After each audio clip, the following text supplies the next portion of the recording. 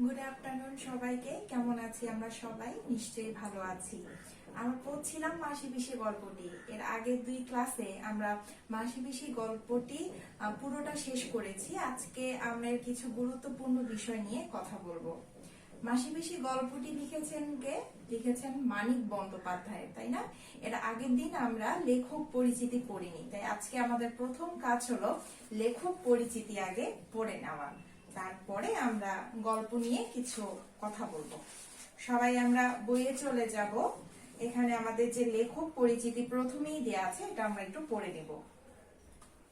মানিক বন্দ্যোপাধ্যায় বিহারের সাঁওতাল পরগনার দুমকায় 1908 খ্রিস্টাব্দের 19শে মে জন্মগ্রহণ করেন। আমরা এটা আন্ডারলাইন করে নিব। মানিক বন্দ্যোপাধ্যায় কবে জন্মগ্রহণ করেন? 1908 সালে। তার পৈতৃক বাড়ি ঢাকার বিক্রমপুরে। মানিক বন্দ্যোপাধ্যায়ের পিতার নাম হরিহর বন্দ্যোপাধ্যায় এবং মাতার নাম নীরদা সুন্দরী দেবী। তার পিতৃপ্রদত্ত নাম প্রবোধ কুমার বন্দ্যোপাধ্যায়, ডাক নাম মানিক। এটা আমরা আন্ডারলাইন করব যে মানিকের পিতৃপ্রদত্ত নাম কি? প্রবোধ কুমার বন্দ্যোপাধ্যায়, আর তার ডাক নাম কি? মানিক। বাংলা, বিহার, উড়িষ্যার বিভিন্ন স্কুল ও কলেজে তিনি পড়াশোনা করেন। মাত্র 48 বছর তিনি বেঁচে ছিলেন। খুব অল্প সময় তিনি বেঁচে ছিলেন, এটা হচ্ছে মাত্র 48 বছর।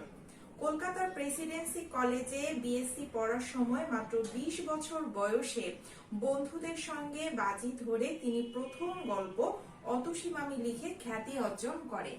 তাহলে এখান থেকে দুটো প্রশ্ন, এক হচ্ছে তার প্রথম গল্পের নাম কি? অতসী মামি। কিভাবে লেখেন? বন্ধুদের সঙ্গে বাজি ধরে। এবং এখানকার আরেকটি প্রশ্ন হচ্ছে কত বছর বয়সে? 20 বছর বয়সে। আমরা এটা আন্ডারলাইন করে রাখবো। তারপর জীবনের বাকি 28 বছর নিরবিচ্ছিন্নভাবে লিখে গেছেন। মাঝে বছর তিনেক মাত্র তিনি চাকরি ও ব্যবসায়িক কাজে নিজেকে জড়ালেও বাকি পুরো সময়টাই তিনি সার্বক্ষণিকভাবে সাহিত্য সেবায় নিয়োজিত ছিলেন। উপন্যাস, ছোট গল্প লেখক হিসেবে মানিক বাংলা সাহিত্যে খ্যাতিমান। অল্প সময়েই প্রচুর গল্প উপন্যাস সৃষ্টি করেন। সেই সঙ্গে লিখেছেন কিছু কবিতা, নাটক, প্রবন্ধ ও ডায়েরি। বিজ্ঞান মনস্ক এই লেখক মানুষের মনোজগৎ তথা অন্তর্জীবনের রূপকার হিসেবে সার্থকতা দেখিয়েছেন। একই সঙ্গে সমাজ বাস্তবতার শিল্পী হিসেবেও স্বাক্ষর রেখেছেন। জননী, দিবারাত্রির কাব্য, পদ্মা নদীর মাঝি, পুতুল নাচের ইতিকথা, চিহ্ন প্রভৃতি তার বিখ্যাত উপন্যাস। আমরা আন্ডারলাইন করব। আমাদের বরাবরই এখান থেকে একটা নৈবেদিকে প্রশ্ন আসে যে পুতুল নাচের ইতিকথা কার উপন্যাস বা মানিক বন্দ্যোপাধ্যায়ের উপন্যাস কোনটি? আমরা কি কি জানলাম? আমরা জানলাম জননী, দিবারাত্রির কাব্য, পদ্মা নদীর মাঝি, পুতুল নাচের ইতিকথা, চিহ্ন। তার বিখ্যাত ছোট গল্পের মধ্যে উল্লেখযোগ্য প্রাগৈতিহাসিক, সরীসৃপ, সমুদ্রের স্বাদ, কুষ্ঠরোগীর বউ, টিকটিকি, হলুদ পোড়া, আজকাল পরশুর গল্প, হারানের নাচ জামাই, ছোট বকুলপুরের যাত্রী প্রভৃতি। আমরা এগুলো আন্ডারলাইন করব। এগুলো তার খুব বিখ্যাত ছোট গল্প। আরেকবার বলছি, প্রাগৈতিহাসিক, সরীসৃপ, সমুদ্রের স্বাদ, কুষ্ঠরোগীর বউ, টিকটিকি, হলুদ পোড়া, আজকাল পরশুর গল্প, হারানের নাচ জামাই, ছোট বকুলপুরের যাত্রী প্রভৃতি। কলকাতায় 1956 খ্রিস্টাব্দের 3রা ডিসেম্বর তিনি শেষ নিঃশ্বাস ত্যাগ করেন। তাহলে তিনি মারা যান কবে? 1956 সালে। ঠিক আছে, তার জন্ম হচ্ছে 1908 সালে, মৃত্যু হচ্ছে 1956 সালে, আর তিনি মাত্র 48 বছর বেঁচে ছিলেন। এই হচ্ছে আমাদের লেখক পরিচিতি। মাসি পিসি গল্প এমন একটা গল্প যেখানকার শিক্ষণীয় বিষয় দুটি, এক হলো একতাই বল এবং আরেকটি হচ্ছে প্রতিবাদী মুক্তি। কেন এ দুটো শিক্ষণীয় বিষয় এটা আমরা পরবর্তীতে আলোচনা সাপেক্ষেই বলবো। তাহলে শিক্ষণীয় বিষয় কয়টি? দুইটি। একটা হচ্ছে একতাই বল, আর একটা হলো কি প্রতিবাদী মুক্তি। এবং এই গল্পটা মূলত 3জন নারীকে কেন্দ্র করে, মাসি, পিসি এবং আহ্লাদি। যদিও এখানকার সক্রিয় চরিত্র হলো 2জন, মাসি পিসি। কার মাসি পিসি? আহ্লাদির মাসি পিসি। এখন মাসি পিসি কাকে বলা হয়? আহ্লাদির বাবার বোনকে বলা হচ্ছে পিসি, আর আহ্লাদির মায়ের বোনকে বলা হচ্ছে মাসি। হ্যাঁ, তো এই মাসি পিসি কিভাবে বিভিন্ন ঝড় ঝঞ্ঝা থেকে আল্লাদিকে সুরক্ষা দিয়ে রাখে, এই নিয়েই মূলত গল্পটা। তো এই গল্পের উপজীব্য বিষয় বেশ কয়েকটি আমরা এখানে বোর্ডে লিখেছি, তারপরও বলছি যে এই মাসি পিসি গল্পের উপজীব্য বিষয়গুলো হচ্ছে দারিদ্র্যকে কেন্দ্র করে গল্পের আলোকপাত, শোষণ, নারী নির্যাতন, নারীর আন্তঃকন্দল, শ্রমজীবী মানুষের সংগ্রাম। আমরা প্রথম যেদিন ক্লাস শুরু করি মানিক বন্দ্যোপাধ্যায়ের লেখার যে তিনটি বিষয়বস্তু সেটা আমরা বলেছিলাম নিয়তিবাদ, শ্রমজীবী মানুষের সংগ্রাম এবং মধ্যবিত্ত সমাজের কৃত্রিমতা। হ্যাঁ, তো এখানে এই তিনটা বিষয়ের মধ্যে আমরা দেখতে পাচ্ছি যে শ্রমজীবী মানুষের সংগ্রাম এই বিষয়টি মাসি পিসি গল্পে অনেক সুন্দরভাবে ফুটে উঠেছে। ঠিক আছে, তো মাসি পিসি আহ্লাদি বাদ দিয়েও এই গল্পের যে আরো কিছু চরিত্র আছে সে সম্পর্কেও আমাদের ধারণা থাকা দরকার এবং আমাদের মনে রাখা দরকার। ঠিক আছে, কারণ শুধু তিনজন চরিত্রকে নিয়েই তো মাসি পিসি গল্পটা না। হ্যাঁ, এদেরকে নিয়েই বেশিরভাগ বিষয়গুলো ঘটেছে, কিন্তু এদেরকে এই গল্পটাকে এগিয়ে নিয়ে যাওয়ার জন্য আরো যে চরিত্রগুলো ছিল সেগুলো ছিল বুড়ো রহমান, কৈলেশ, যোগু, তারপরে হলো আমাদের ভূস্বামী বা জোদ্দার গোকুল, তারপরে ছিল বাজারের সরকার, তারপরে ছিল দারোগা, তারপরে কানাই চৌকিদার, তারপরে সাধু, বৌদ্ধ, ওসমান, এই ধরনের কিছু পার্শ্ব চরিত্র এই গল্পটিতে আমরা দেখতে পাই। এখানে প্রথমেই আমরা দুটো চরিত্র দেখা পাই, সেটা হচ্ছে বুড়ো রহমান এবং আমাদের কৈলেশ, তারপরে আসে মাসি পিসি। তো আমাদের মনে রাখতে হবে যে মাসি পিসি গল্পটা যেহেতু একটা সংলাপ ভিত্তিক গল্প, তাহলে এই গল্পের প্রথম সংলাপটি কার ছিল? মাসি পিসিরও না এবং যোগু কৈলেশেরও না। এই গল্পের প্রথম সংলাপ ছিল বুড়ো রহমানের। কেমন? এবং এখানে মাসি পিসির সংলাপগুলো যেহেতু খুব কাছাকাছি, তাই যখন তোমরা পড়বে খুব মনোযোগ দিয়ে পড়বে যে কোনটা মাসির সংলাপ কোনটা পিসির সংলাপ। হ্যাঁ, এবং আরেকটা বিষয় হচ্ছে যে কোনো গল্প কবিতার প্রথম লাইন এবং শেষ লাইন খুবই গুরুত্বপূর্ণ। ঠিক আছে, তো এগুলো আমরা মোটা দাগে আন্ডারলাইন করে রাখবো, প্রথম গল্পের প্রথম লাইন এবং গল্পের শেষ লাইন। এই গল্পটি যেমন শুরু হয়েছে শেষ বেলায় খাটলে এখন পুরো ভাটা, এটা হচ্ছে এই গল্পের প্রথম লাইন। হ্যাঁ, এটা আমরা আন্ডারলাইন করে রাখবো। ঠিক একইভাবে গল্পের যে শেষ লাইন সেটিও আমরা আন্ডারলাইন করে রাখবো। ঠিক আছে, আর মাসি পিসি যে সময়কার গল্পটি এখানে বলা হচ্ছে সেটা হচ্ছে দুর্ভিক্ষের পরবর্তী সময়কার অবস্থাটা মাসি পিসি এবং আহ্লাদের। দুর্ভিক্ষের আগেই মাসি পিসি জীবনে যে ঘটে গিয়েছিল যে সব ঘটনা, সেই ঘটনার প্রেক্ষিতেই কিন্তু তারা আহ্লাদির বাড়িতে এসে অবস্থান নেয়। হ্যাঁ, তো সেই দিক থেকে আমরা প্রথমেই দেখতে পাই হচ্ছে পিসির অবস্থা। পিসি মাসি দুজনেই কিন্তু বিধবা, তার মানে তারা দুজনেই স্বামীহারা। হ্যাঁ, এবং দুজনকেই দেখা যেত যে তাদের পরিবারের যে লোকজনেরা তারা অত্যাচার করত। পিসির স্বামী খুব একটা ভালো ছিল না, প্রথম দিকে ভীষণ নির্যাতন করত, কিন্তু পরবর্তীতে যখন পিসির সন্তান হয় তখন দেখা যায় যে তার স্বামীর রূপ অনেকটাই চেঞ্জ হয়ে যায় এবং তাকে সে ভালোবাসতে শুরু করে। এটা হচ্ছে আমাদের পিসির অবস্থা। আর মাসির অবস্থাটা কেমন ছিল? যে মাসিও তো আমরা দেখছি যে বিধবাই ছিল, স্বামীহারা। তো মাসির স্বামী মোটামুটি ভালো ছিল, পিসির স্বামীর মতো অতটা খারাপ ছিল না, কিন্তু মাসির শাশুড়ি এবং ননদ বেশ তাকে পিড়াপিড়ি করতো, বেশ তাকে নির্যাতন করতো, যেটা হচ্ছে নারী নির্যাতনের ব্যাপার। সেটা পিসি মাসি দুজনের জীবনেই ঘটে। তো কোনো ক্ষেত্রে কারো স্বামী দায়ী, আবার কোনো ক্ষেত্রে কারো শাশুড়ি বা ননদ দায়ী। তবে তাদের দুজনেরই অবস্থার একটা সিমিলার আমরা একটা অবস্থা দেখতে পাই যখন দেখি যে তাদের দুজনেরই সন্তান হয়। যখন তারা দুজনই মা হয়ে যায় তখন তাদের পরিবারের যে বাকি মানুষরা থাকে তারা কিন্তু অনেকটাই তাদের প্রতি কি কোমল হয়ে যায়।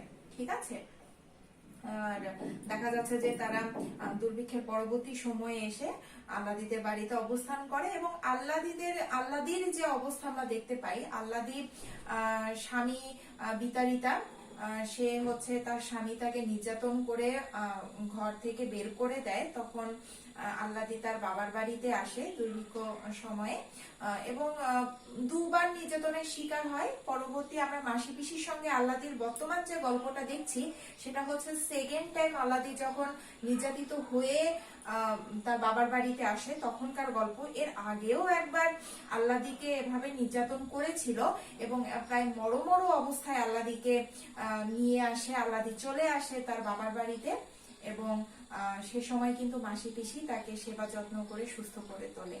তো এটা একটা অন্যতম কারণ যে আল্লাদিকে কেন মাসি পিসি 4 মাসের অন্তঃসত্ত্বা থাকা সময়েও বা থাকা অবস্থাতেও কেন যোগুর কাছে পাঠিয়ে দিচ্ছে না। এবং এটা তখনকার একটা মোটামুটি একটা প্রথা ছিল যে মেয়েরা যখন অন্তঃসত্ত্বা হয়ে যায় তখন তারা বাপের বাড়িতে এসে থাকে। তো যেহেতু আল্লাদির বাবা মা ভাই কলেরায় দুর্ভিক্ষে মারা গিয়েছিল, তখন মাসি পিসি যেহেতু তার গার্জিয়ান, মাসি পিসি সর্বে সর্বা, তো তারা কোনোভাবেই চায়নি যে আল্লাদি আবার কোনো বিপদে পড়ুক, যেহেতু যোগু লোকটা ভালো নয়। আর যোগু যে আল্লাদিকে ঘরে নিতে চায় এটার পিছনের একটা অন্যতম কারণ হচ্ছে আল্লাদির বাবার কিছু জমি ছিল, যে জমির দেখা যাচ্ছে যে বেশিরভাগ অংশই গোকুল যে জোরদার বা জমিদার আমরা দেখতে পাই সে দখল করেছে, কিন্তু তারপরও সামান্য যতটুকু আছে মূলত ততটুকুর প্রতি হলো যোগুর লোভ। আর যদি আল্লাদি যোগুর কাছে না যায় তাহলে কিন্তু তার সেই জমিটা হাতছাড়া হয়ে যাবে। হ্যাঁ, তো এই কারণেই যোগু আল্লাদিকে নিতে চায়, কিন্তু মাসি পিসি তাদেরকে দিবে না। মাসি পিসির কথা হচ্ছে যদি যোগু এখানে আসে, মানে আল্লাদির বাবার বাড়িতে আসে, তাহলে যোগুকে মাসি পিসি বেশ জামাই আদর করে রাখবে, মাথায় করে রাখবে, তার যাতে কোনো অসম্মান অনাদর না হয় সেদিকে তারা খেয়াল রাখবে, কিন্তু কোনোভাবেই তারা আল্লাদিকে যোগুর সঙ্গে পাঠিয়ে দিবে না। এবং আমরা মাসি পিসির যে অবস্থা দেখতে পাই সেটা হচ্ছে প্রথম দিকে মাসি পিসিরা কি করতো। প্রথম দিকে আমরা দেখতে পাই মাসি পিসিরা হচ্ছে তাদের নিজেদের ভরণ পোষণের জন্য ধান ভানতো, কাঁথা সেলাই করতো, ডালের বড়ি বেচতো, হোগলা গেথে, শাক পাতা ফলমূল ডাটা কুড়িয়ে এটা ওটা জোগাড় করে নিজের যে জীবনযাত্রা সেটা চালাতো এবং এটাতে তাদের যে অবস্থার খুব একটা উন্নতি হতো তা কিন্তু নয়। পরবর্তীতে যেহেতু মাসি একজন বুদ্ধিমতী মহিলা ছিলেন, এ কারণে দেখা যায় যে সে পরবর্তীতে একটা বুদ্ধি বের করে যে দুর্ভিক্ষ পরবর্তী সময় বা দুর্ভিক্ষের ওই অবস্থাটাতে শহরের দিকে ফলমূল কাঁচা শাকসবজির বেশ চড়া দাম। তো মাসি পিসি যদি নৌকো করে গ্রামের যত শাকসবজি আছে এগুলো জড়ো করে শহরে বিক্রি করতে যায় তাহলে সেদিক থেকে তাদের কিছুটা লাভ হবে। হ্যাঁ, তো এই ধরনের একটা বুদ্ধি মাসি করে এবং পিসিকেও সঙ্গে নেয়, যেহেতু তাদের আমরা দেখি তাদের বয়স, তাদের জীবনযাত্রা, তাদের কর্মব্যস্ততা সবকিছুর মধ্যে একটা সাদৃশ্য আছে। তো সবকিছু মিলিয়ে মাসি পিসিকে তার সেই ব্যবসার কাজে নিয়ে নেয় এবং তারপর থেকে তারা একটা সচ্ছলতার মুখ দেখে, তারা সচ্ছলভাবে জীবনযাপন করতে শুরু করে। যদিও শহরের বাজারে গিয়ে সরকার বাবুর সাথে তাদের মোটামুটি একটা ঝগড়া কোন্দল লেগেই থাকতো, কিন্তু তারপরও মাসি পিসি পিছপা হাঁটার মেয়ে মানুষ নয়। হ্যাঁ, তো এরই প্রেক্ষিতে দেখা যায় যে বাজারের সরকার, তারপরে আমাদের দারোগা, গোকুল এরা একজোট হয়ে মাসি পিসির পিছনে লেগে যায় এবং এক একজনের এক এক ধরনের একটা স্বার্থ কাজ করে। দেখা যায় যে যেহেতু দেখা যায় বাজারের সরকারের সাথে প্রতিনিয়তই মাসি পিসির একটা দ্বন্দ্ব লেগে থাকতো, তাই দারোগা দিয়ে তাদেরকে যদি একটু তাদেরকে শাসন বা শোষণ করা যায় এতে সরকারের লাভ হবে। গোকুলও যদি মাসি পিসিকে একটু ধমকি ধামকি দিতে পারে তাহলে তার লাভ হচ্ছে, তার একটা কুদৃষ্টি ছিল আল্লাদির দিকে, এদিক দিয়ে একটা তার বড় সুবিধা হবে। তো দেখা যায় যে সরকার সরকার এবং গোকুলের একটা মিলিত ষড়যন্ত্রে কানাই চৌকিদার মাসি পিসিকে ডাকতে যায় এরকম একটা বার্তা নিয়ে বা এরকম একটা সংবাদ নিয়ে যে তাদেরকে কাছারি ঘরে ডাকা হচ্ছে। হ্যাঁ, এবং এ ধরনের তাদের কাছে ব্যাপার থাকে যে যদি মাসি পিসি নিজের ইচ্ছায় না আসে, তাদেরকে ধরে বেঁধে নিয়ে যাওয়ার একটা ব্যাপার ঘটে যাওয়ার মতো অবস্থা হয়।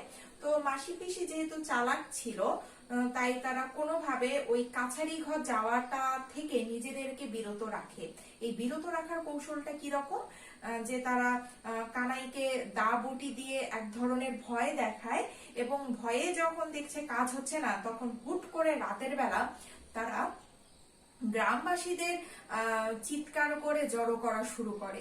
এবং মজার ব্যাপার হলো যে গ্রামের যারা সাধারণ মানুষ ছিল তারা কিন্তু মাসি পিসি সেই ডাকে সাড়া দিয়ে দেয়। হ্যাঁ, রাতের বেলা হলেও যখন দেখছে দুটো মেয়ে মানুষ বিপদে পড়ছে, এবং তার থেকেও বড় কথা হচ্ছে যে এটা গোকুলের বিরুদ্ধে, আর গোকুলের অত্যাচারে যখন সাধারণ মানুষ অতিষ্ঠ, তখন তারা সবাই এক হয়ে মাসি পিসির উঠোনে হাজির হয়।